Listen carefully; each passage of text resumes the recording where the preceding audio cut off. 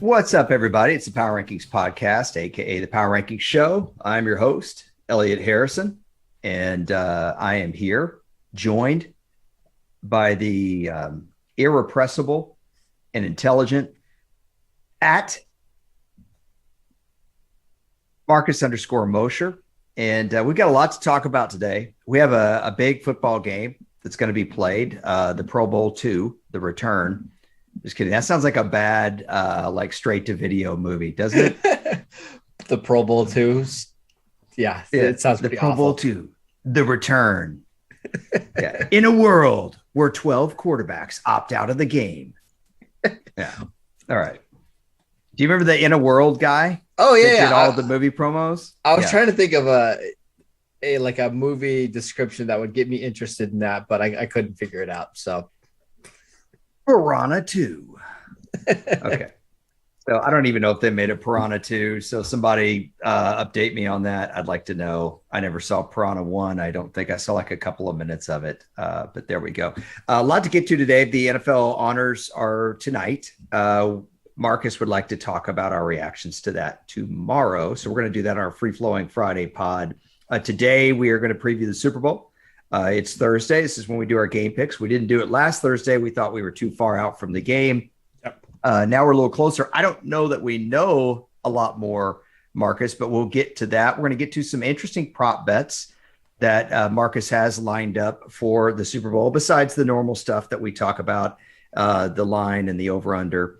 And then just real quick off the top, Marcus and I had a phone conversation yesterday just about some of the topical news in the league. And we kind of got into a little discussion about Kyler Murray. Just wanted to share that with you guys as well before we get into the Super Bowl. So that's what we have on the docket tomorrow. It's the awards. We're going to talk Hall of Fame tomorrow. I'd like to talk a little bit of Bengals history and a little bit of personal history. So we're actually going to have a jam-packed show tomorrow as well. I'm actually really looking forward to that one. I love our free-flowing Friday pods. And as always, I've thrown this out there before. I know I'm talking a lot. I'm sorry, but I have to do all the accounting work here, everybody. that's fine. If you guys ever have something you'd like for us to discuss on our free-flowing Friday pod, we really are open to just about anything. There have been plenty of times where we just get on and say, what do you want to talk about?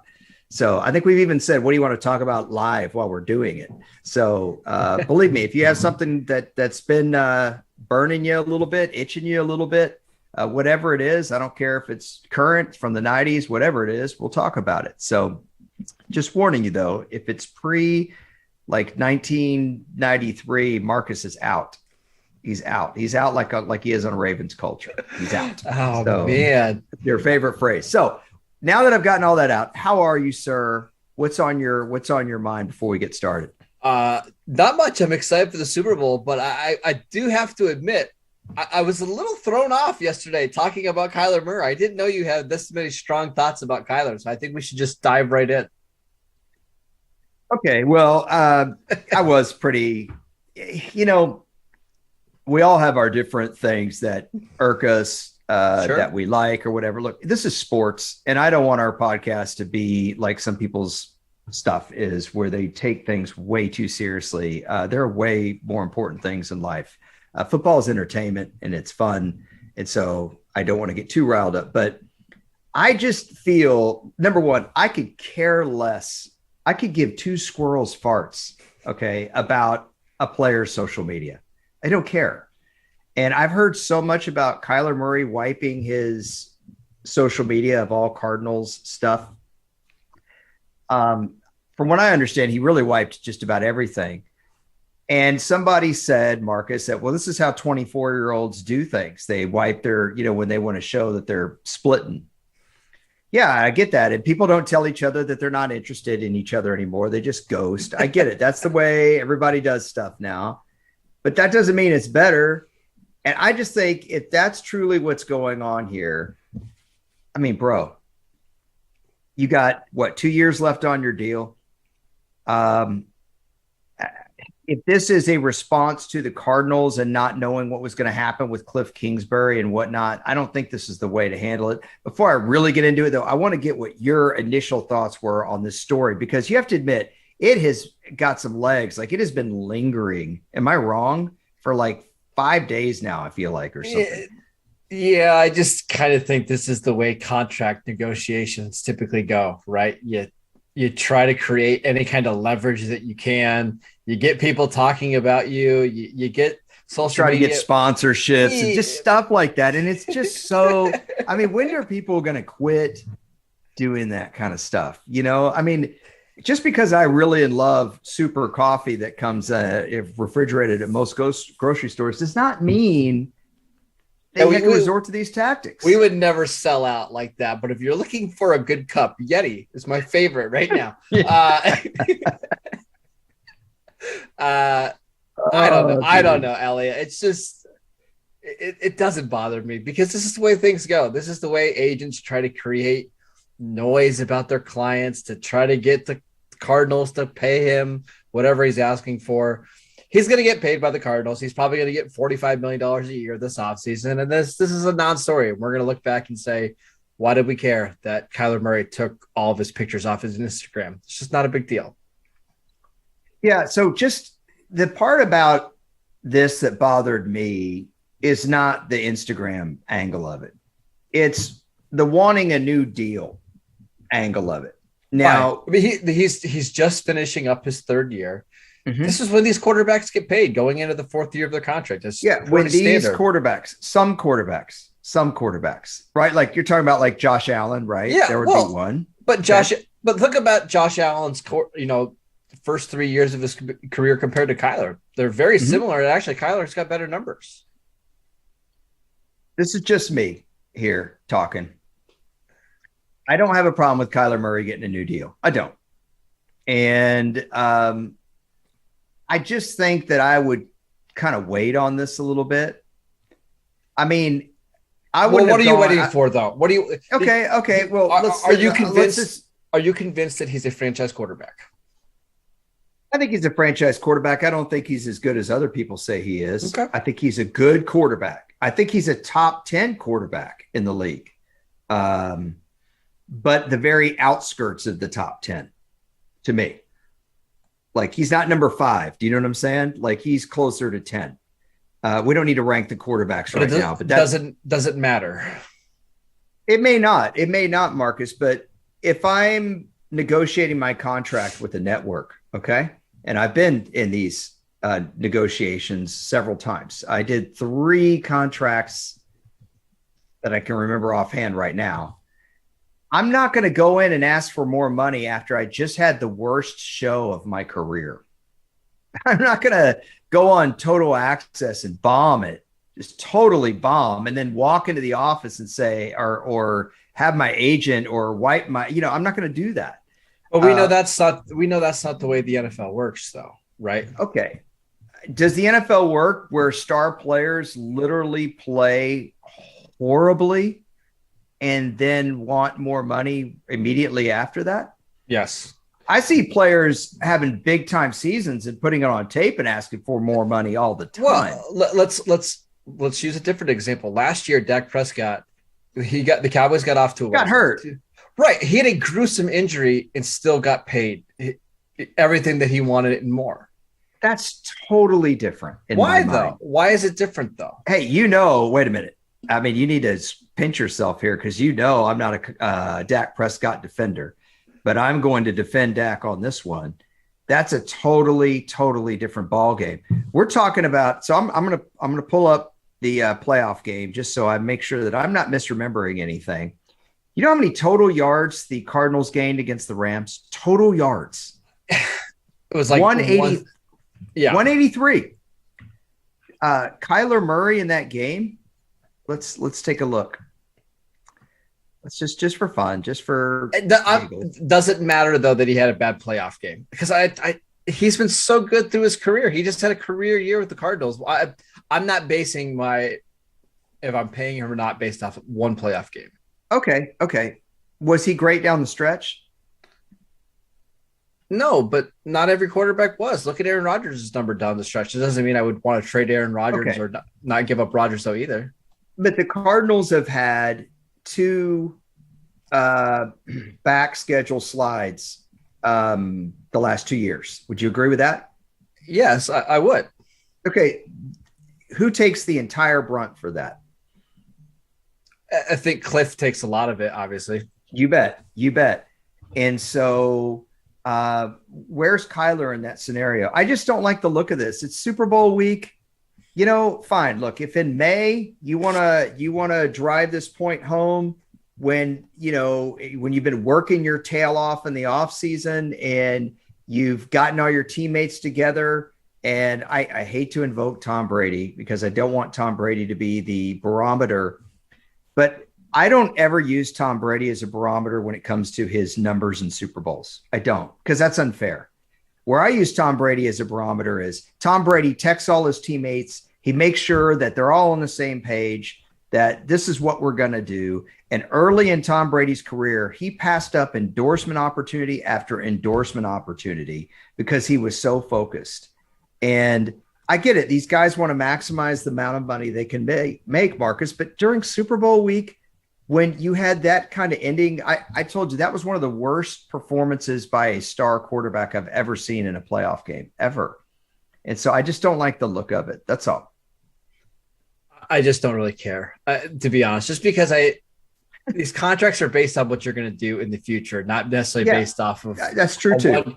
I do want to point out, because if we're looking at how a team did down the stretch, like Tony Romo in 2012 against Washington, he had 2 touchdowns and 3 interceptions. And during that offseason, he got his big contract extension. Yeah, I watched that game. At Washington. Yeah, I watched it. I mean, he didn't play well in that game. Now it was raining. He had whatever, but it's just. Yeah, I know, but I watched that game. He did not play nearly as poorly as Kyler Murray. I'm not even necessarily saying that. I don't think the way that you end your season should be whether or not you ask for a contract or not. Absolutely. I'm just talking about the timing of it. Okay. So if I have a horrible show on a network and a week later my agent's, calling and I wipe all that network stuff off of my Instagram, I just don't think that's the right timing. Look, I have nothing against Kyler Murray. I just thought, are you serious, man? And I'm not, have I ever been a Cliff Kingsbury defender? I was the one that was telling you, hey, you've got the Cardinals too high all season. But I don't like the fact that why does Cliff Kingsbury take 100% of the blame for this team's fall? And Colt McCoy went 2-1 as a starter, including a really impressive victory at San Francisco. I just think it's a little bit of an odd flex. That's all. Okay. Look, you always think I'm always the. Listen, I said I hope Kyler gets his money this offseason. Now, is this me being Gran Torino Elliott, or is this a different me just having an opinion? Like, I don't think this is an old-fashioned opinion. I just think the timing is off here. I'm not saying he can't ask for more money. That's not what I'm saying. Just saying, let it breathe. It might not even be his decision, right? A lot of these agents have control of the social media. Okay. This is a good chance for them to control the narrative, right? All right. Kyler Murray's team, not just Kyler Murray. The Kyler Murray his entourage, experience. Right? That's what we call it, the entourage. His drummer, his bass player, look, Kyler Murray's a banger, man. That's what we call like a good rock song in the biz. He's a banger. He's a good player. Like, I never dogged out Kyler Murray to you. So anyway, I had to get that off my chest. I didn't like that. If you think I'm going to come hot, or I came hot on this one, wait until I come hot on the awards. And one guy who's not getting considered for the awards tonight chaps my hide. I'm going to be coming hot. You are. So we're going to even know who I'm talking about either. That's what I love about it. I got a feeling I know. You probably do. You know what I like. So, okay, let's talk Super Bowl. Yeah. So we're going to do some bets throughout this show. We're going to go really nerdy on this game though, because you and I are excited about this matchup. But over under, is Derek Carr better than? No. Oh my gosh. A couple prop bets. I just want your thoughts on. These are the ones that I've actually already bet. So I never give you guys bets that I don't actually bet. So a successful 2-point conversion in this game, Elliott, plus 300. You triple your money. Mm-hmm. That's one of my favorite bets. I would jump all over that home slice. Why is Vegas giving you plus 300 on that? Because it has to be successful still. It's not just whether they tried. That should be even money. Oh, can I give you $1,000 to bet on that? Sure. I'd like to pay for my master's degree with that money. I think that's a good one because you're going to see these teams be aggressive. Plus, the quarterbacks are really good. So if they need to go for two, I feel pretty confident that they're going to get it. So that's one of my favorites. Another one, if you want a longer shot bet, an offensive lineman to score a touchdown. Now, we almost had one last year. Tom Brady threw a pass to Joe Hag in the back of the end zone, and he just flat out dropped it. And I bet on this last year. I totally forgot about that play. Oh, I was sick. Totally forgot. Sick. 22-1. I like it. It's fun because you get down near the end zone in the red zone. You get to watch to see the packages on the field.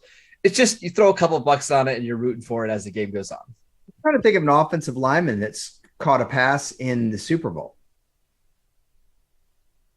Yeah, we haven't had one. I can think of Mike Vrabel. Yeah, but he was a linebacker.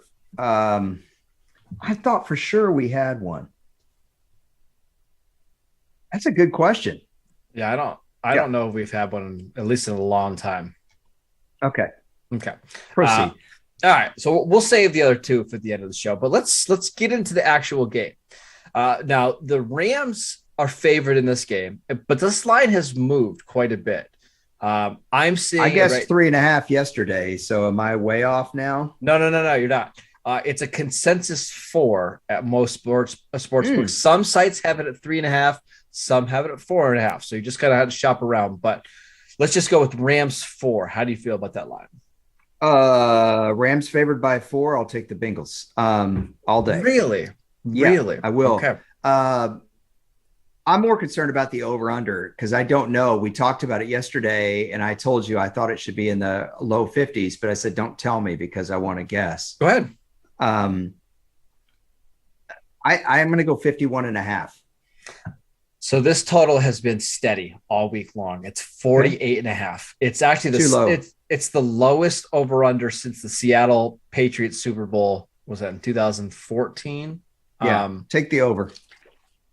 I'm inclined to bet that as well.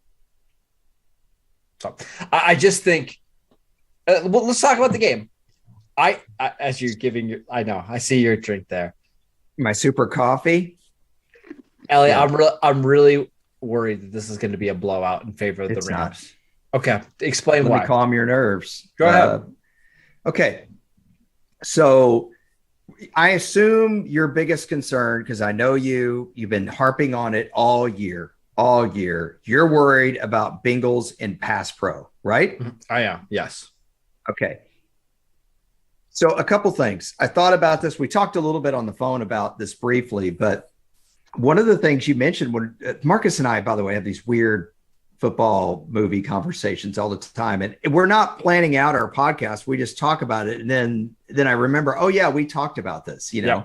And one of the things that you mentioned when we were on the phone was, boy, you'd really like it if the Bengals played a little bit of, you said 2 backs. And I just said pro set, the old pro set formation, split backs, have Pirine and Mixon both in there. One for max protect, which I think is a great idea. And 2, you don't know which guy's going to leak out, right? Yep. Do you trust the Rams linebackers when it comes to non-pass rush situations? I'm not talking about edge defenders. I'm talking about traditional linebackers. Off the ball linebackers against the Bengals in coverage. No, I don't either. Now, we talked about Drew Sample a little bit on that conversation because we don't really know the status of CJ Uzomah. Now, if you listen to our podcast, I'm a big Uzomah fan. I've been probably tooting his horn too much. So who do I toot? Whose horn do I toot more than his? Trevor Siemian. Yeah. So here we go. Actually, the thing I was looking at Drew Sample's kind of college profile. His blocking was heralded coming out. Mm-hmm. Correct. Man, if I'm the Bengals, I have a talk with that kid and I say, listen, we need you to be that guy more than any time ever in your life this game. Sometimes when you lose, and I don't want to say Uzomah's a star player, Marcus, but sometimes when you lose, what's Uzomah, the third option in their passing game? Yeah, third or fourth option sometimes. Yep. Right. But sometimes when you lose that guy, it makes your decisions easier. It's like, look, we don't have a great pass catching tight end. So let's just protect the crap out of our quarterback. And I think that's the Bengals' path to victory here. Would that make you feel a little bit better if you knew the Bengals were going to use P. Ryan and Sample to help out, to chip, and send less guys out in the route? Would that make you feel better, or does that make you feel worse? Do you feel like you're limiting Burrow's options? No, I think condensing kind of the playbook down and just trying to feed the ball to Boyd, Chase, and Higgins is probably the smart way to go. However, I still worry about the interior of the offensive line. There's just not a lot you can do to block Aaron Donald. Obviously, you can put two guys on him, but they've got other rushers inside that can create pressure. And I'm just worried that the Bengals are going to get into too many third and longs. And that's just a recipe for disaster. I don't see the Bengals scoring more than like 22, 24 points in this game. And I'm not sure that's going to be enough. You know, it's funny. I'd actually be more concerned about the Bengals safeties, personally. Well, here's what makes me nervous on that side of the ball. Okay. The Bengals have a really good pass rush when it comes to containing quarterbacks, like in a pocket, and basically having a controlled rush. And we saw it 2 weeks ago against Mahomes. What I don't think they have is a guy that can win quickly, like within 2.5 seconds. And the Rams do a really good job of basically creating a pocket for Matthew Stafford, whether it's play action, whether it's, sometimes 7-man protections and it's just Cooper Kupp and Odell running routes. I just have this fear that Stafford's going to have all day to throw the ball, and he's going to eventually just find Cooper Kupp. I love Mike Hilton, their slot corner. He's one of the better slot corners in the league, but he's just not great at covering. He's great at everything else that you need to do at being a slot corner. I think that's a matchup that's going to really haunt the Bengals. Okay, so I told you I would make you feel a little bit better about this, right? So here's the first place I'm going to go. Do you think Matt Stafford is better than Joe Burrow right now, today? I don't mean this season, right now, today. No, but I don't think it's as big of a gap as maybe people are talking about it like it is. I think, like, let's say we rank Burrow the 6th best quarterback in the league, and we might have Stafford 8, Okay, but you would take Burrow. Yes. Outside of scheme, just straight up, do you think Cooper Kupp is noticeably better than Jamar Chase? No, but I think they're on the same tier, obviously. Same tier. Okay. Do you want Cam Akers or do you want Joe Mixon? Mixon. So do I. Do you want T. Higgins or do you want Odell Beckham? T. Higgins. So do I. Providing he catches the ball. That is one thing that drives me nuts. Yep. So really, we're getting into a lot of the ancillary things that we're worried are mismatches, right? Like offensive line is a unit. The Rams are way better than the Bengals are, for example. So that matchup's going to go a lot better. I'm talking about the Rams offensive line against the Bengals defensive line versus the Bengals offensive line going versus the Rams defensive line. But here's the thing, man. When you have ancillary matchups like that you think are a mismatch, there are a couple really big, important things. If you can find a couple of really big, important things that are clearly in the Bengals' favor, I think it can make up for those ancillary things. For example, let's talk head coach. You would probably say that you would take Sean McVay, right? I would. Yep. Okay. I'm telling you no, because when you have an assistant coach who's worked for a coach, that assistant coach knows the head coach's tendencies better than the head coach knows the assistant coach's tendencies, typically. I don't disagree, but I think it's important to remember Sean McVay has Super Bowl experience as well. Like, in his team, just really go for that. I do. You don't think it? A big game's a big game. Yeah, but you don't think. Listen, I agree, but the Super Bowl is a different animal. Like, you got to know how to navigate the 45-minute halftime and how to get your team ready to go for this kind of game. It's different. Well, I'll get to that. So and I was probably saying this in a convoluted way, but what I was trying to say is I think you and I are both worried about a lot of the matchups that aren't the big name guys. Yeah. We're worried the Rams have a clear advantage. And I'm trying to make you feel better about that by pointing out some advantages the Bengals have at really important spots. For example, talking a former assistant going up against head coach, Matt Patricia's time with the Lions was abysmal. We'd both agree, right? Yep. Do you know who he throttled on Sunday Night Football? Yeah. The New England Patriots. Yeah. Let's go. Hold on. Let's go Cowboys, right? 2006, they had a good team. We've talked, you and I, before about how that team beat Seattle. They could have easily gone and been playing the Colts in the Super Bowl that year. You know who throttled them in Dallas that year? Sean Payton and the Saints, straight from Parcells' staff. Look, I'll even go farther back here. Tom Landry was a genius, right?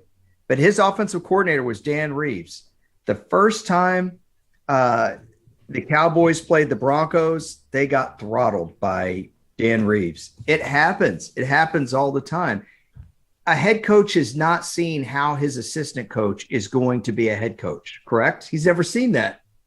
But the assistant coach has seen every day of how his former boss ran the team. Or do you not buy into this at all? You look like you're not buying it. I'm not buying it. Did Cliff Kingsbury work with Sean McVay? Ever? All right. Where you go? Are you trying to? Well, I just said. Remember the playoff game that we talked about with Kyler Murray not playing? Never. It's never. I just think Sean. I just think Sean McVay is a better coach than Zach Taylor. It's not to take away from Zach Taylor. I just think Sean. How do you know that? How do you know that?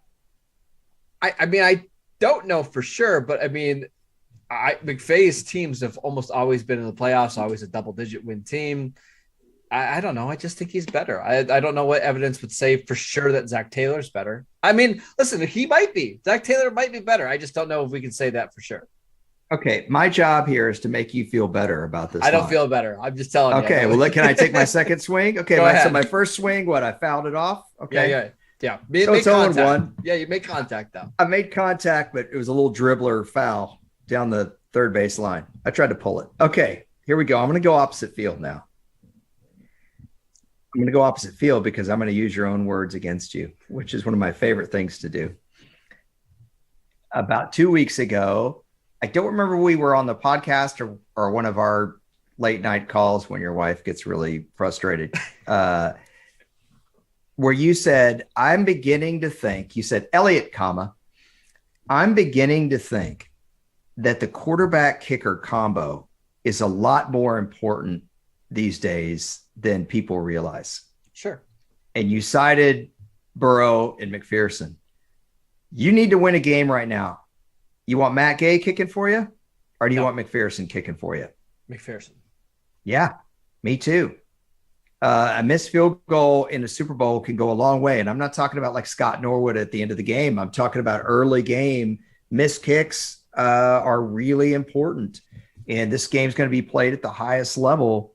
I think that's a clear advantage for Cincinnati right now. They have the quarterback and the kicker advantage to go along with my assistant coach that knows his former boss. But does that make you feel better at all? It does. I mean, the longer this game goes where it's close, the more it's going to benefit the Bengals, right? Like if we get to the third quarter and this game is 20-17 Bengals or 20-17 Rams even, you're going to feel like it's almost inevitable that the Bengals are going to get in field goal range. They're going to make the kick. That's because that's what McPherson did the whole time.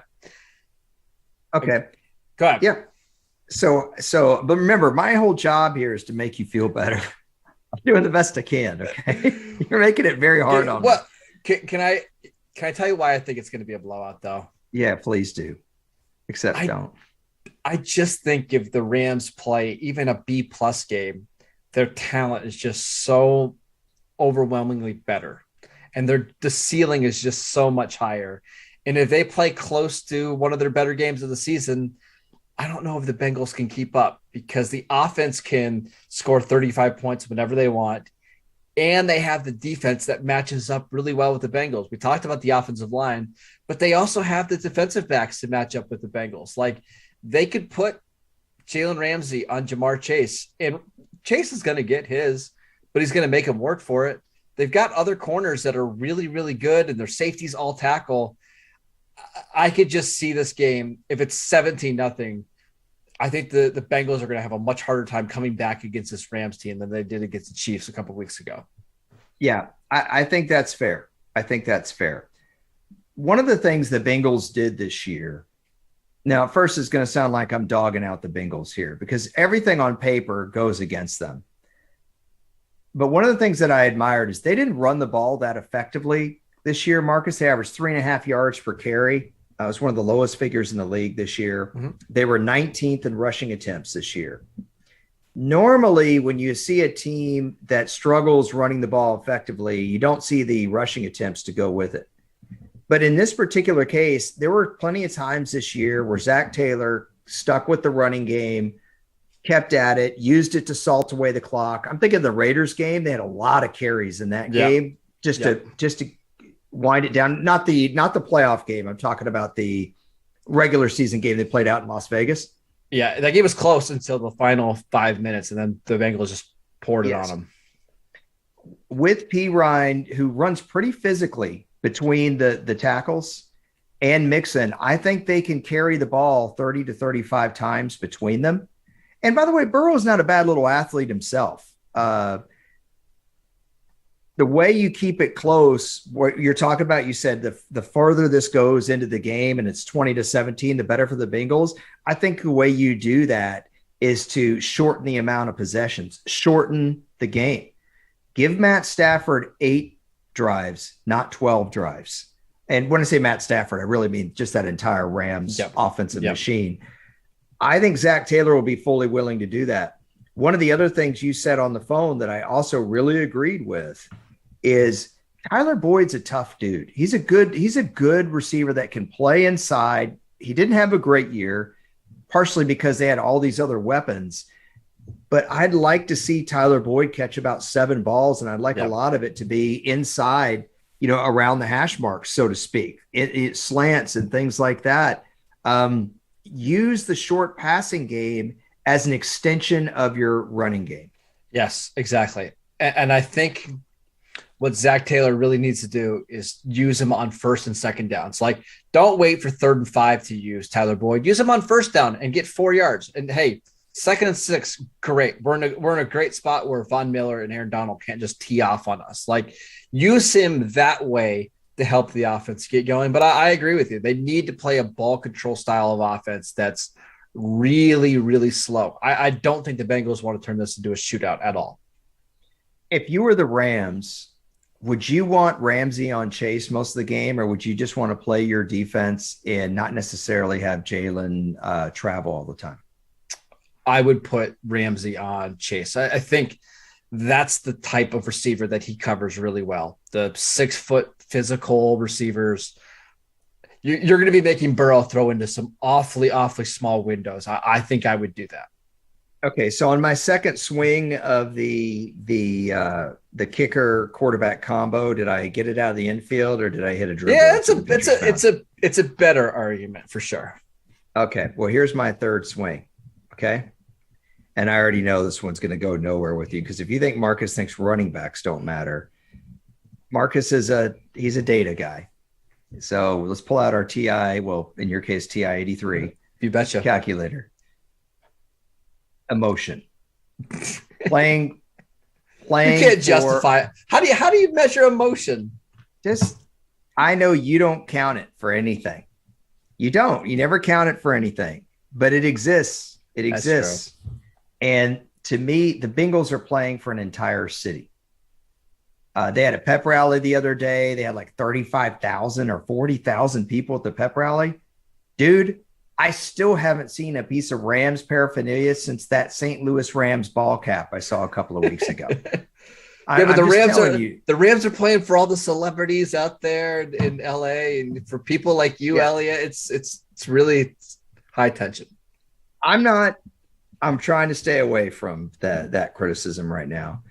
I'm simply saying when you've got a whole city behind you, the whole hopes of a city, I think that carries something. And so I was working on another project that you know about on Bill Walsh. And so I watched the 1981 America's Game. Do you ever watch the America's Games? I do. They're Docs very on the good. Super Bowl? Oh, Yep. they're really good, aren't they? I love the way they do them. Highly recommend that for you guys out there that if you've never heard of America's Game, it's a documentary series NFL Films did about each Super Bowl champion, like an hour long doc. So I watched the story of the 81 Niners. It was so great because Ronnie Lott said, we're all rookies.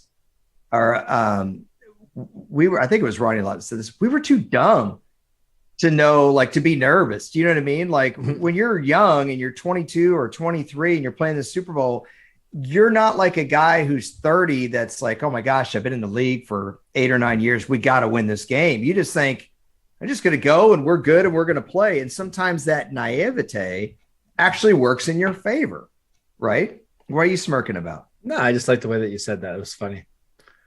And so I actually think the Bengals having all these young, talented players that just, I hate to say don't know any better, but don't know any better. I mean, Yep. You've been a big Joe Burrow fan.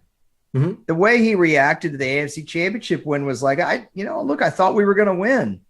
And there's something to that, I think. Whereas when you get old later in your career, I think Dan Marino is a great example. You start to press. Marino made the Super Bowl in his second year, just like Burrow. They went back in Marino's 10th year, and they were tight, man. They played Buffalo at home. They were in Miami against Buffalo, and they were tight. And Buffalo handed it to them. And I could see the Rams coming out a little tight in this game. I could. Do you think? I think the Bengals are playing loose. Do you think with this game being at home for the Rams, there's a tendency to play a little tight, or do you think that's going to help them? Well, people would automatically point to Tampa Bay and say that's bunk, but because didn't Tampa Bay play the Super Bowl at their home stadium? Yep. But, and I hate doing this. I hate doing it. But when you're talking about Tom Brady, also a really veteran coaching staff, I think it's a little different deal. I agree. I could see the Rams coming out tight. Cincinnati has the hopes of an entire city behind them, and they are playing so loose that I just don't think that a little mistake here or there is going to disrupt them like it would another team. If Jamar Chase beats Jalen Ramsey like Mike Evans did, couldn't you see, I could see the Rams getting a little tight. I'm not saying that's going to happen. The first quarter is going to tell you a lot about this game. You bet. Even if let's say the Bengals get the opening toss and they go down and kick a field goal, I think that's massive for this team, right? Just to go get points on the board and not have this turn into a shootout right away. I agree with you. I think of both teams, I think the Rams are probably the team that's more likely to be tight and nervous in this game and play like that. I would love it so much, so much. It's been a tendency now, and I say modern football, but by modern football, I don't mean like, compared to the 80s. I mean, literally like the last 4 or 5 years to defer. That's a new thing. People weren't even doing that in 2010. I would love it if the Bengals won the toss and did not defer. They took the ball and on the first play of the game, go play action and mix in and throw it deep. I don't care if it's incomplete. I don't care. Throw it deep. As you love to say, make the Rams defend every blade of grass and let them know, like, yo, we're here. We're not scared of you. We're here. Our biggest question mark is our pass protection. We just took a 7-step drop, held the ball, and launched it on you. I think that would do so much mentally, not only for the Bengals, but on the Rams as well. Maybe I'm wrong. I could be wrong, but that's what I'd love to see them do. I'm going to give you an impromptu prop bet here because it kind of ties into that. Okay. To open the game, will the opening kickoff be a touchback? -110 either side. Oh my gosh. Okay. No. Of all the lamest prop bets you've ever brought. I got some an explanation why you should bet on there to be not a touchback. Are you ready? Sure. This is high. This is interesting. So I'm sure you know this, but that football that's kicked off actually goes to the Hall of Fame every year. The kickoff football in the K ball, and they actually aren't allowed to touch that ball before they kick off. It's placed right on the tee. They're not allowed to touch it. So it's a brand new ball. It's rock hard. And we've seen like the last 5 games, there's been a return because that ball is really hard to kick. Yeah. Just saying. It's not a bad I just wonder when was a team pulling out a brand new ball out of the box ever used for a strategic advantage? Oh, I don't know. 2006 maybe in Seattle. I can't remember off the top of my head. Man, I tell you what, I get it. I mean, some prop bets are fun, but I mean, what's the next one? All right. Well, a player's going to wipe his hands on his hand towel before the second play, over or under. Sorry. I mean, they have the limbs like that. All right, let's get to some more prop bets. If you want to make some money, here's a couple good ones for you. A quarterback to win the MVP award minus 300. So you have to. Yeah, I was going to say the odds have got to be terrible on that. But you bet 300 to win 100 more often than not. A quarterback's going to win. I wouldn't do that. I would take the 2-point. The 2-point bet is so much better than that one. Okay. I like that one a lot. Next one, shortest touchdown under 1.5 yards. I don't like that one at Why? all. Can I give you my reason why I like it? Go ahead. There's so many good receivers in this game that I think you're going to get at least one pass interference in the end zone, right? And you get the ball at the 1 yard line, and then we get a 1 yard touchdown. Yeah. I think you're going to see a lot of passing, and I think that's going to lead to a short touchdown. You know what the problem is you've got 2 teams that run the ball very inconsistently. I'm talking about in terms of effectiveness. Sure. I guess you could get the quarterback sneak. Yeah. But the last time you brought up a quarterback sneak prop bet, I think it didn't happen. It was Tom Brady. Yeah, it's the greatest quarterback sneaker of all time. Yeah. Right now, the bets that I like the most, my favorite bet on the game would be the over. And you know me, I'm an under guy. Yeah, I typically take the under. And I like not the Bengals to cover. I like, in terms of just the normal kind of betting stuff, I like the over better than picking against the spread here. And then the best prop bet, I like, what was the 2-point conversion? Was you bet 100 to win 300? Yes. Yeah. A successful 2-point conversion. Yep. Well, so what's your favorite prop bet and what's your favorite regular game bet? My favorite regular game bet is the Rams -4. And actually, I'll tell you, I've actually looked at alternate lines, and I'm betting them to win by like 6.5. Okay.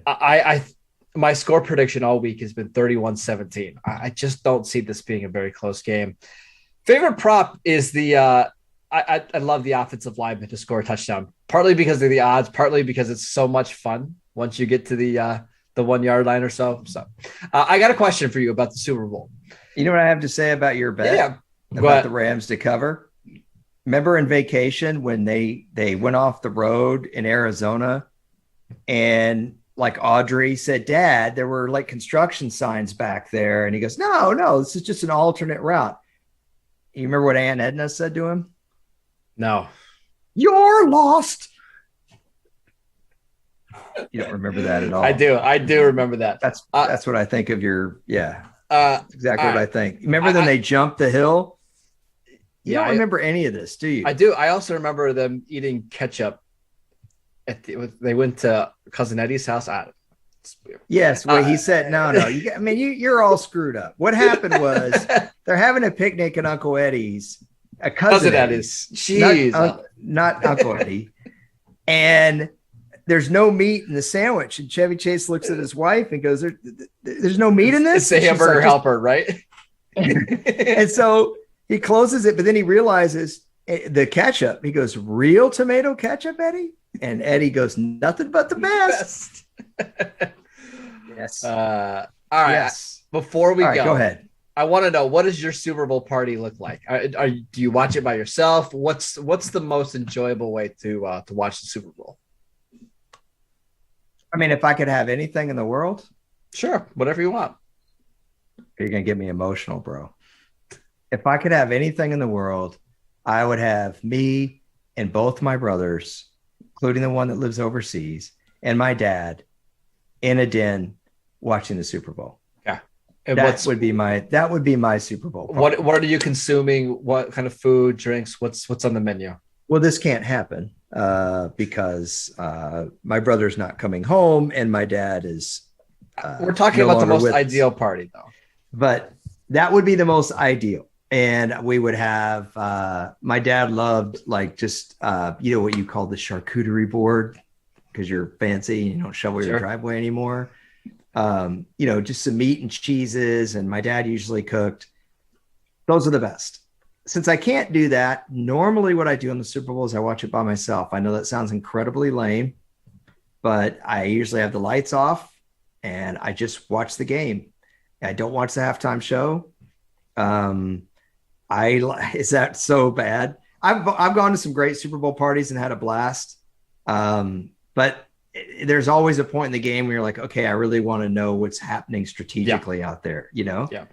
And you just, you got to have that. So maybe if I make an apple teeny at home and watch the game by myself, is that such a lame answer ever? Is that terrible? No, I'm fine with watching the game by yourself because I agree. I want to listen to the announcers. I want to listen to the strategy. Unfortunately, I haven't been able to do that over the last couple of years because I generally watch it with a big group of people, which means you don't hear anything ever. Be a good time to blame your wife. Yeah, it's fine. Yeah. I'm just disappointed in the apple teeny. That's all. Yeah, well, I think most people would be. That's why I said it. No pizza. You know what, man, I do. No pizza, no chicken wings, no nachos, anything like that. I've had some really, like I said, I've had some good Super Bowl parties with like finger foods. But here's the thing. People in LA are not like you guys in Pennsylvania. The spread is never good enough because it's going to be gluten-free, tofu, something. Whereas you're going to have like all sorts of really great stuff. Yeah. And does it annoy you a little bit when you're watching football with people that literally don't care? A little bit. No, it doesn't, because I think that's why I like the football season so much, though, is because you get people that don't necessarily love it, but they're all together watching and eating and having a good time. They're not watching, but that's the people I'm talking about are watching. Yeah, but I think I like football a lot because of the parties and getting together and stuff. So it doesn't bother me, especially in this game. Well, here they're talking about either Prada bags or whether or not the pants appropriately are slim cut enough. Down towards the ankle. Yeah. If it was the Cowboys, I probably would be watching it by myself. But because it's these two teams, I'm just going to enjoy the party, enjoy the game. The best Super Bowl party I ever went to is probably Colts Saints. I went with my friends Sean and Paul. And when you go to a party and it's like there's parties that are too big, and then there are parties that are like too small, right? Yep. I feel like parties are the best when it's about 30 people. Because you can actually talk to people, but there's enough people there to have a party, right? And there's enough food to go around and everything. We were having a blast. Of course, drinking out of really crappy plastic cups. But then there came this point, and I think it was after the onside kick. Remember Sean Payton led off the second half, and I was like, man, I really need to I felt this pressure, I need to focus on what's actually, happening here schematically. And when Tracy Porter jumped that route on Reggie Wayne, the first thing I was thinking, okay, that receiver is supposed to get in front of the corner. He's supposed to go across his face. And it's really hard to focus on that. And then I want to turn to the person I'm sitting with to talk to them about that. And they have no idea, they're already, 8 cranberry vodkas in, so yeah. You've listed 2 bad drinks, by the way, today, just pointing that out. Look, not everybody drinks the hard brown stuff like you do. No, I'm just saying. So, all right. I wanted to know what your Super Bowl party and spread was going to look like. So it should be fun. I don't know what I'm going to do this year. Like I said, if I could do anything, it'd be to watch with my brothers and my dad. Yeah. That would be the best thing ever. But that's what that's the way it goes. So I was going to say though that when you watch the game by yourself, it is kind of interesting. The rest of the world is out partying and they're all out on Twitter, and having been to a couple Super Bowls, it's kind of cool just saying, like I could, you're totally locked in. I don't think I would enjoy watching the game by myself as much if I hadn't actually been to the Super Bowl and experienced all that. Does that make sense? Sure. I think it makes sense. I was on the catwalk at Lucas Oil Stadium. I was on the field for the first half. Second half, I was on the catwalk, just kind of walking around. I wanted to get a feel for the Super Bowl crowd. And I watched Eli Manning's throw to Mario Manningham, standing up at the catwalk. And I was like, I'll never forget that, because I saw where he wanted to go with the ball and I saw the coverage and I thought, there's no way.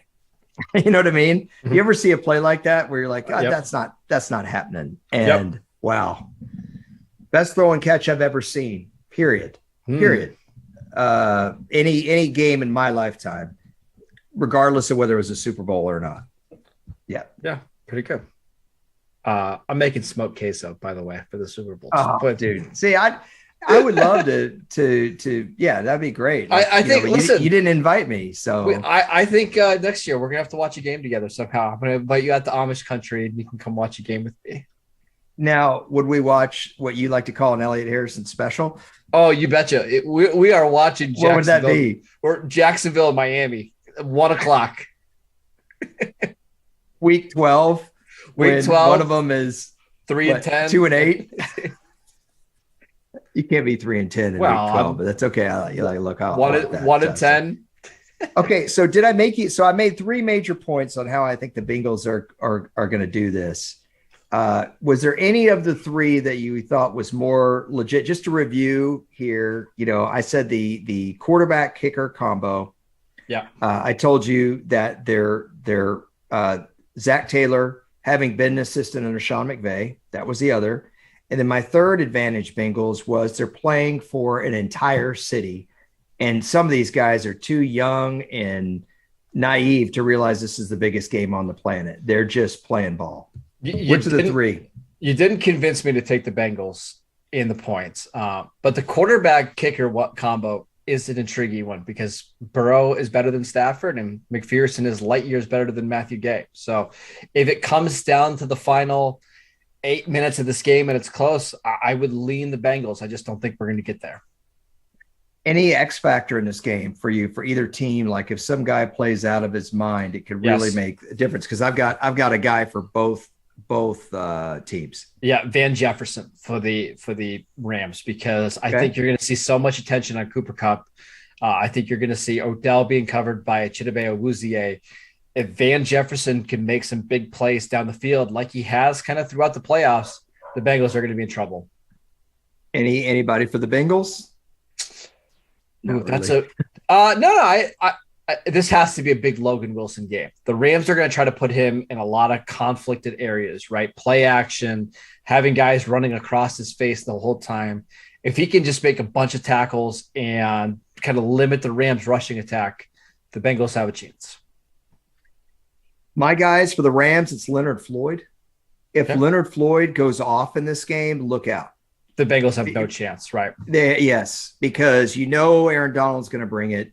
Von Miller's going to, Von Miller may not be Von Miller anymore, but he's going to command attention. Leonard Floyd is kind of the guy there that if he wins his one-on-one battles consistently, it's probably over. Yep. For the Bengals, I got Mike Hilton. I just think he's the type of guy that he'll look at a formation and he'll know when to gamble, when's the right time to do it.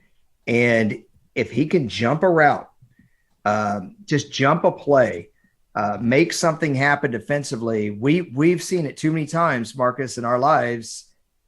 Man, takeaways are the great elixir for a less talented team, aren't they? Always. Yep. Coaching can only take you so far. Every head coach I've ever known in my life has always said, you can't, that's something you can't overcome. If you keep turning the ball over or if it's a turnover at the worst time. So yeah, those are my X factors for the game. I agree. Those are good ones. I like it. I am worried about Leonard Floyd getting off. I will say if he has like a 2-3 sack game or just pressures, right? Oh, the Bengals are in trouble. Big time trouble. The talent is just so overwhelmingly in favor of the Rams that Makes me nervous. And Well, in the wrong spots. In the wrong spots. And we're both rooting Yeah. for the Bengals in this game. Let's be very clear. We're both hoping the Bengals win. I don't see a way that happens. My last question for you, and then I'm going to give you the final word, as I always do. But my last question for you is uni matchup. I thought it was really cool that the Bengals went with their darks here. I think that looks way better than if it had been the other way around. What do you think? I agree. I like the black uniforms for the Bengals. I think those ones look really good. So I'm not the orange that they were wearing for a while. I'm with you. Yeah. Okay. And as I promised, so that's all I have. But I do want to say the Rams have got to get rid of that line in the Ram. Lose the line in the Ram logo. Okay. Yeah. I give you the final word, sir. Yeah, at your Super Bowl party this year, I'm begging you to avoid the pizza. We love pizza for Super Bowls, but there's going to be so many other great foods at your spread. Try to sample some other things. I know it's tempting to grab a slice or two of the pizza, but go to smoked queso, go to the finger food, go to the charcuterie board. I promise you, you'll enjoy your party more. That's not where I was expecting you to go, but hey, I'll take it. Good stuff. He is at Marcus_Mosher. You can get that take and many others if you follow him there. He's also the host of the most successful Dallas Cowboys podcast there is, Locked On Cowboys. Be sure to check that out. I am at Harrison NFL on Twitter. We will talk to you tomorrow. No video, just audio. So catch that where you download podcasts. And we appreciate everyone at Brinks and all you guys for listening. Take care, everybody.